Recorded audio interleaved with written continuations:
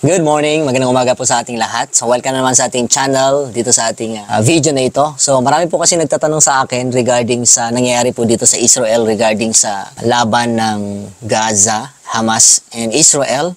So marami pong tension and maraming nagtatanong sa akin kung isa na ba ito sa mga prophecy na nakalagay sa Bible. I believe it is one of the prophecy. Isa sa mga prophecy na nagsasabi na malapit na pong dumating yung ating Panginoon. But I cannot really give you the detail kung sinong propeta yung nagsabi ng ito. But this is one of the sign of the end times na malapit na pong bumalik yung ating Panginoon. But today, bibigyan ko po kayo ng idea mga kapatid kung ano na po yung mga prophecies, mga predict sa Bible ng mga propeta na nangyari na dito sa Israel at nangyari na, fulfilled, and nangyayari pa lang.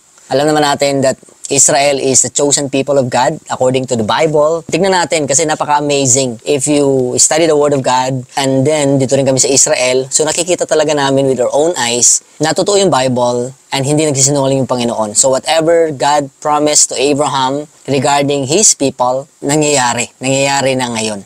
So, sa video na ito, bibigyan ko lang kayo ng mga prophecies or yung mga na-predict sa Bible na nangyari na ngayon at nangyayari pa lang.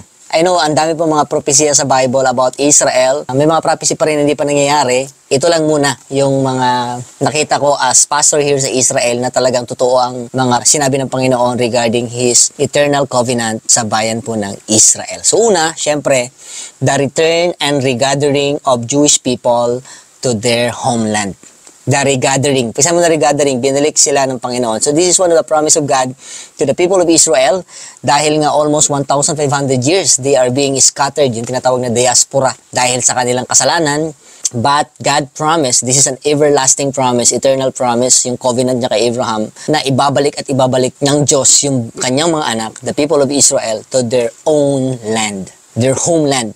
So ngayon mga kapatid, alam naman natin, May 14, 1948, for almost 1,500 years nawala sila dito sa Israel, but because of the promise of God, naibalik sila. May 14, 1948, na-deklara ulit na maging bansa ang bayan ng Israel. And now, nasa 70 plus years na sila dito sa bayan ng Israel. And it is one of the promise given by God in the Bible. So, basahin po natin yung Isaiah chapter 11. Dito po natin makikita yung isa sa mga pinangako ng Panginoon sa bayan ng Israel. Isaiah 11. So, Isaiah po, isa po siyang propeta sa Bible. He's one of the major prophet. Yan, ginamit siya ng Panginoon to predict the future ng bayan ng Israel. So, 11 and 12. Sabi dito, sa araw na yon, gagamitin ulit ni Lord ang kapangyarihan niya para ibalik ang mga nag-survive sa bayan niya na galing sa Assyria, Egypt, Patros, Ethiopia, Elam, Babylonia at Hamat, pati na yung mga nasa tabing dagat.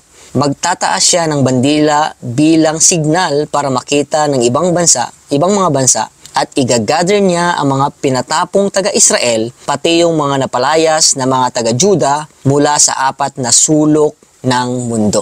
Because they are being scattered because of their sin, but God promised that yung mga na-remain, kasi nga they are being persecuted all over the world. Alam naman natin during the time ng Holocaust kay Hitler na napatalsik din sila, but God promised na ibabalik sila, kaya naibalik talaga sila. Napaka-amazing ng Panginoon. And that is one of the prophecy, promise ng Panginoon na nangyari. Pangalawa, is the establishment of a Jewish state. Kasi mo na-establish, nagkaroon talaga sila ng naging bansa ulit yung bayan ng Israel. So, 1948 nangyari yan. So, basahin natin yung Isaiah 66 verse 8. Sabi dito, may nabalitaan ba kayong ganito? May nakakita na ba ng ganito? Pwede bang manganak ng isang lupain sa isang araw lang? Pwede bang magkaroon ng bayan ng biglaan? Pero nung nagli-labor pa lang ang Zion, nanganak na siya. So this is about the promise of God na ipapanganak muli ang bayan ng Israel. What a prophecy. Sino bang mag-aakala na sa panahon natin ngayon, nakita natin na totoo yung sinabi ng ating Panginoon. And then, the reclamation of the desert land. So, naangkin na nila, pag sila na-reclaim, napasa kanila na rin yung mga desyerto. Kasi dati mga kapatid, yung Israel ay nasa 70% na desyerto and 30% agricultural lands. Pero now, since nagsimula silang tumira dito, and then for almost 70 years na baliktad na, almost 70% ay naging agricultural land na and 30% ay desyerto pa rin. Pero hanggang ngayon, ay talagang tinataniman na nila yung mga desyerto. So makita mo yan sa Isaiah chapter 35. Sabi dito, 35 verse 1 and 2, magiging masaya ang desyerto. Di ba? The desert will be happy. Ang tuyong lupain matutuwa at magbo-bloom gaya ng mga bulaklak. The desert will bloom again. Mamumulaklak ito ng marami. Magsasaya at magkakantahan. Magiging kasing ganda ito ng Lebanon, kahanga-hanga gaya ng Carmel at Sharon. Makikita ng lahat ang ganda ni Lord, ang kapangyarihan ng ating Diyos. So one of the promise of God to this land is when God brought them back again here in Israel, God will make the desert bloom again. And ma-amaze ka mga kapatid because of the technologies, mga bagong invention. Alam naman natin Israel is one of the top sa mga technologies. And napapabloom na yung disyerto. Actually, yung isa sa mga disyerto doon sa Negev, isa sa mga taniman na ng mga bell peppers na sobrang tatamis. And there are so many products, vegetables na tinatanim na sa disyerto. Nakaka-amaze. And it was because of the promise of God. Actually, yung pinakamalaking disyerto dito yung Negev. And until now, meron na silang tataniman na nila ito. May na-invento na nga sila ngayon na yung yan na nila dinidiligan. Once tatanim sila, meron lang silang nilalagay palibot na yung moisture, yung hamog ng umaga, yun na yung nagdidilig sa halaman. Kaya tumutubo na ito kahit sobrang init. So ganyan kagaling ang Diyos, ng mga Israel. God gave them also wisdom to fulfill kung ano yung pinangako niya sa bayan ng Israel. And then next is the revival of agricultural industry. Pinangako rin ng Panginoon na ibabalik niya sa dating yung sigla ng agriculture dito. Since they live, di ba, napalaya sila dito because of their sins, almost 1,500 years, no, wala sila dito. Kaya naging, naging barren. Sabi nga ni Mark Twain, isang nag-adventure siya, pagpunta niya dito, wala siyang makitang any colors. Sobrang lungkot, disyerto, wala kang makikitang kulay, kundi brown. Napaka-barren dahil sa kasalanan din nila.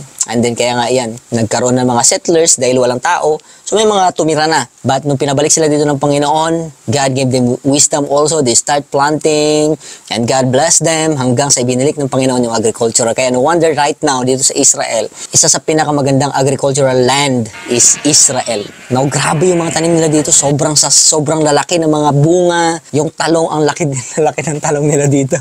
Yung mga gulay, watermelon, ang lalaki. Because that is the promise of God here in the land of Israel. Ibubloom niya yung mga disyerto, i-revive ng Panginoon yung sakan. Imagine for 1,500 years na empty yung lupain na ito. So talagang naging masagana. No wonder it is called the land of promise. So isa sa mga pangako yan ay binitawan ni Amos, isa rin pong propeta ng Panginoon. Amos chapter 9 verse 13 and 14. Sabi dito, sinabi ni Lord, tingnan nyo, parating na ang araw. Nag-harvest pa lang ang mga tao pero may mga mag-aararo na ng bukid. Gumagawa pa lang ng wine ang mga tao pero may mga magtatanim na ng ubas. Ang mga wine ay dadaloy at aagos sa mga bundok. Ibabalik ko ang bayan ko sa lupain nila. Itatayo nila ulit ang mga gumuhong bayan at doon sila titira. Magtatayo sila ng mga ubasan at iinom ng wine. Gagawa sila ng mga garden, kakain ng mga prutas dito. Imagine. So this is one of the promise of the Lord sa bayan ng Israel. Once na mabalik na sila dito, sabi ng Panginoon, they will plant again. They will revive the land. Right now, mga kapatid, Israel is one of the best exporter of wine. Ang pinakamasarap na wine sa Golan. Kasi napakaganda. And yung mga ubas dito, there are different varieties. Diba? Napaka-amazing. Kahit na disyerto, pero nataniman nila and napatubo nila at napabunga nila, mga kapatid. Alam niyo po, napakaganda ng temperature dito, ng climate. Kasi may northeast malamig. And then sa central part ay mix kasi sa south is mainit. Nakita nyo? So kaya lahat ng tanim dito pwedeng tumubo, mga kapatid. And this is one of the promise of God. Sabi niya, ibabalik ko ang bayan ko sa lupain nila. And then God returned the people of Israel, they will revive the agricultural land. Kaya ngayon, wine, ano pa dyan, yung mga ubasan, and they will drink wine. Every Saturday, meron silang Shabbat dito, and one of their culture is to drink wine. Nagaling din dito. So, one of the best wine dito sa bayan ng Israel. So, that is one of the prophecy. Pangako ng Panginoon na ngayon ay natupad na, mga kapatid. Kaya, pag andito ka sa Israel, you will see that it's true. Totoo talaga yung Bible, ang mga pinangako ng Panginoon sa bayan ng Israel. Next, the flourishing of the land with abundant produce. So, dito sinabi ng Panginoon, isa sa mga promise na magpo-flourish talaga, yung magkakaroon sila ng maraming harvest. Right now, if you are here in Israel, ma-amaze ka dahil makikita mo talaga na totoo yung sinabi ng Panginoon. So, Ezekiel chapter 36 verse 29 to 30, sabi dito, lilinisin ko ang lahat ng karumihan nyo, padadamihin ko ang mga harvest para hindi na magkaroon ng tagutom dyan sa inyo. Padadamihin ko ang mga prutas na mga puno, ang harvest ng mga bukid para hindi na kayo mapahiya sa ibang mga bansa dahil sa tagutom. This is one of the promise of the Lord that God will increase the produce. Ibig sabihin, talagang makita niyo yung prutas dito, sobrang dami. sa mga bakuran lang. Kaya kami ng mga Pilipino, nangunguha kami ng mga orange. Pag orange dito, nila kinukuha pag tanim nila sa bahay nila. Pero sobrang napakadaming tanim dito. And amazing disyerto, pero namumunga ng sobra-sobra yung kanilang mga pananim dito. Grabe, no? And that is one of the prophecy na nangyari na mga kapatid sa panahon ngayon. Israel is so abundant. So the next prophecy mga kapatid na nangyari na po ngayon dito sa Israel is the blossoming of the land and the return of fertility. Ibig sabihin mga kapatid, ngayon talagang hindi na po siya barren. Napaka-fruitful na ng Israel. If you're here, you can indeed witness na totoo po yung sinasabi ng Bible. Actually, mababasa ulit natin yan sa Isaiah 35 verse 1 and 2. Sabi kasi dito ng Panginoon, magiging masaya ang disyerto, ang tuyong lupain matutuwa at magbo-bloom gaya ng bulaklak. Diba? The desert will bloom. Imagine mga kapatid, doon sa Gaza, disyerto yan, pero doon yung isa sa pinakamagandang taniman ng mga bulaklak. Sobrang lawak ng taniman ng Israel ng mga bulaklak doon, and tinatawag na Vertobia na place, if I'm not mistaken. Doon kami pumupunta para magpa-picture lang. And sabi diyan, mamumulaklak ito ng marami, magsasaya at magkakantahan, magiging kasing ganda ito ng Lebanon. This is one of the promise of God, that God will keep the desert bloom again. And hindi lang yun, talagang kasi yung flowers, it's a sign of fertility. Kasi after ng flowers, there came fruits, di ba? So, last time, nakapunta kami doon sa almond farm. Napakaganda kasi parang cherry blossom siya. So, sign of the promise of God dito sa Israel na totoo. Ayan. And then, the security and prosperity of Israel. Isa sa mga promise ng Panginoon that God will continue to secure, protect Israel, and prosper. Ayan. Isa sa mga pangako rin ng Panginoon when God bring them back here in the land of Israel, which is sa kanila naman talaga ito. So, isang promise ng Panginoon is once na ibalik na sila ng Panginoon, God will show His protection to all people and to the world, no, na talagang totoo siya sa kanyang mga pinangako. Jeremiah 32:37, sabi dito, tandaan mo, igagather ko sila mula sa lahat ng lupain kung saan ko sila tinapon. Di ba? Dahil sa kasalanan tinapon sila ni Lord. Pero ibabalik ko sila sa lugar na ito at dito sila maninirahan ng ligtas. Ibabalik sila ng Panginoon dito at maninirahan sila ng ligtas. They will live peacefully and safe. No wonder mga kapatid, for almost 70 plus years, ang daming ayaw sa kanila. Mga bansa dito palibot niya na ayaw. They want to eradicate Israel, but God showed His power and protection. You heard the 6-day war na against sa 5 bansa na gustong sirain siya, pero sa loob lang 6 na araw ay natalo nila yung mga bayan na ito because God is true to all His promises sa bayan po na Israel. So kumbaga, napaka-safe pa rin sa Israel. Kung meron pang napaka-safe na bansa, Israel pa rin because the protection of God and His promise is there. And then, rebuilding of the ruined cities. Rebuilding of the ruined cities. Actually, punong-puno ito ng digmaan. Ang dami mga nasira na mga bayan dito. But God promised that He will build. Imagine mga kapatid, one of the main cities right now is Tel Aviv. Nagbo-bloom na. And it is one of the main cities na talagang prosperous sa buong mundo. And then Jerusalem, and then Haifa, and then there are so many cities right now, mga bago ni Tanya, there are so many cities right now na nagbo-blossom and patuloy na nire-reveal dito sa Israel. So that is one of the promise of God. Natatayuan niya, ibabalik niya yung mga nasirang mga bayan dito sa bayan ng Israel. And God is true upon His promises. Imagine Jeremiah, matagal na yan na propeta, Old Testament. But right now in our own eyes, we can see that what He prophesied in the Bible is true. And then the destruction, isa sa mga prophecy ng Panginoon, promise niya the destruction of Israel enemies. Ang dami ng mga kalaban na natalo ng Israel. Napakaliit ng Israel. Almost 9 million lang. Pero ang dami niyang mga kalaban na ayaw sa kanya at gusto siyang sirain. Gusto silang wasakin at eradicate, but God continue to fulfill His promise. No? Nakalagay yan sa Zechariah chapter 12 verse 9. Sabi dito, sa araw na yon, wawasakin ko ang lahat ng mga bansang lumalaban sa Jerusalem. This is one. Actually, ang dami mga sinabi na ganito yung Panginoon. Once you fight against Israel, God will destroy and defeat you. Actually, God cursed those nations who are against Israel. And until now, God is showing that He is true to all His promises sa bayan po ng Israel. Wawasakin talaga ni Lord yung mga bayan na magiging against sa bayan ng Israel. Nangyari ito at nangyari pa rin yung prophecy, yung promise ng Panginoon because God will continue to protect Israel. And then, ay ito, isa sa mga promise din na nangyari na ngayon, the recognition of Jesus as the true Messiah by the Jewish people. Kasama na dyan yung conversion ng mga maraming mga Jewish people to Christianity. Na nangyari ito mga kapatid, meron dito mga Messianic Jew na they are turning from Judaism, turning their life to follow the Lord Jesus Christ. There are so many right now who came to know the truth about Jesus as their Messiah mga kapatid. Actually, there was Rabbi Kadori, if I'm not mistaken, isa sa mga rabbi, propeta na sinasabi na dito sa Israel. Dineclare niya sa kanyang mga follower na na-decipher niya, no, nakita niya, nalaman niya kung sino yung tunay na Messiah. At nakalagay doon, it's si Yeshua. Kaya maraming mga follower niya ang naniwala sa kanya, and now naging tinatawag sila na Messianic Jew. So keep on praying that the Lord, time will come, sabi naman ng Bible, na ibabalik sila, that the people of Israel will be saved. No? According naman sa salita ng Panginoon, they will turn back and believe on the Lord Jesus Christ. Na kanilang nireject dati, and time will come na maniniwala rin sila that He is the Messiah. And then, the regathering, ito pa, the regathering of all nations to Jerusalem for worship. Ito nangyari na ito mga kapatid, Isaiah chapter 2.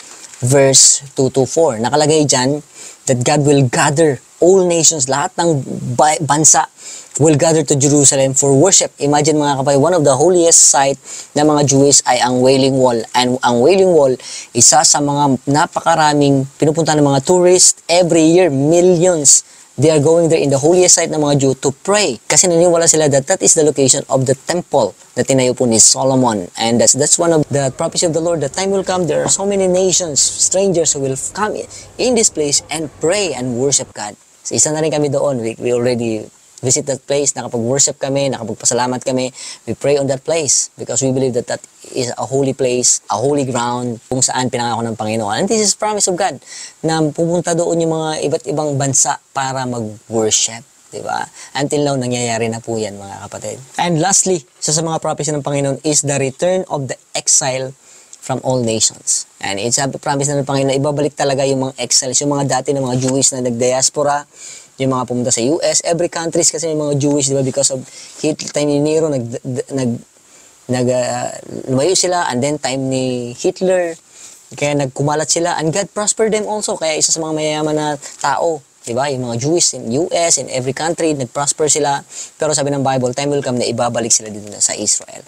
Kaya ngayon mga kapatid, may mga tinatawag yan ng mga marami na nagmamigrate dito sa bayan ng Israel. In fact, during this time ng war dito sa Gaza and Israel, marami na pong nagbalik to fight, to help in fighting. They are Jewish by blood and by heart na may blend na ibang lahi, but they have that heart in their homeland to fight because they believe by their heart that this is their land and they are willing to return for the sake of helping this land and secure this place para sa mga bayan na gustong i-eradicate sila. Actually, this is just a small amount in the Bible regarding the prophecy of the Lord sa bayan ng Israel. Sobrang dami na ipinangako ng Panginoon kay Abraham through using his prophet na ifulfill ng Panginoon. And these are just part na nangyari na at nangyari pa lang. And there are so many prophecies pa na nangyayari ngayon mga kapatid. So, I hope we learn something sa video na ito. So, keep on sharing. Huwag niyo kalimutang i-like and share niyo na rin mga kapatid yung videos natin. So, may God bless us all. I hope meron tayong natutunan sa video na ito.